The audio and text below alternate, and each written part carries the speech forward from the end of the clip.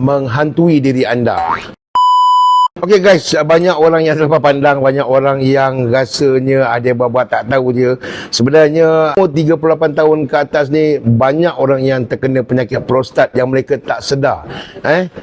Tempat itu saya cakap nak kena cegah kita punya penyakit prostat ni supaya kita dapat menghindarinya dengan adanya Topal Eto ini. Beta Life Advance Total Man ni dapat kata orang tu mencegah daripada prostat ni terus menghantui diri anda. Jadi guys, jadi kepada anda semua, inilah saya cakap, kita kena sedar.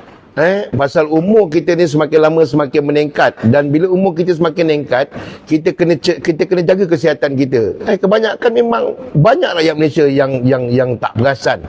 Bila umur 38 tahun dah rasa kerap kencing malam, nak pergi ke toilet, kemudian kencing tak lawas, mulalah merasai ada sesuatu yang berlaku kepada prostat.